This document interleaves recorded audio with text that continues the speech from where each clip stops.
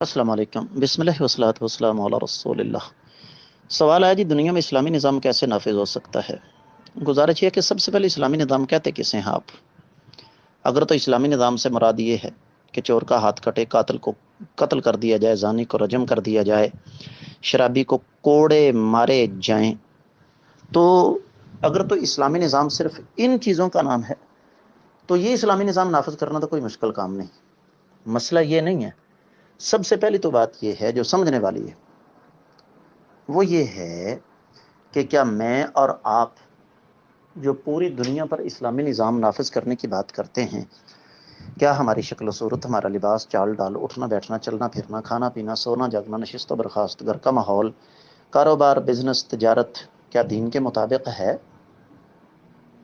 جب میں اپنے 4.5-5 فٹ کے قد پر اسلام نافذ نہیں کر سکا تو میری زبان سے پوری دنیا میں اسلامی نظام کے نفاذ کا مطالبہ، یہ بڑی عجیب و غریب بات ہے۔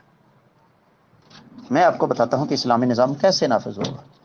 جب آپ تربیت کے ذریعے، اصلاح کے ذریعے پوری دنیا میں وہ طریقہ اختیار کریں گے جو نبی علیہ الصلوۃ والسلام نے کیا تھا کہ آپ نے ایک ایک فرد کی اصلاح کی، تو انشاءاللہ اسلامی نظام خود بخود نافذ ہو جائے گا۔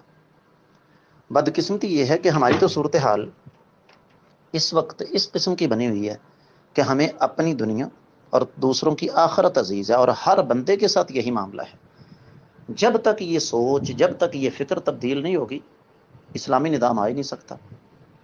ہم امریکہ کو گالیاں دیتے ہیں، جبکہ آج مجھے اور آپ کو امریکہ کا ویزا ملے، ہم اپنی جائیداد، مکان، ہر چیز بیچ کر وہاں جانے کے لیے تیار ہو جائیں گے۔ اس چیز پر ذرا غور و فکر کرنے کی ضرورت ہے۔ امید ہے کہ انشاءاللہ آپ کو سمجھ آ گئی ہوگی۔ واللہ اعلم۔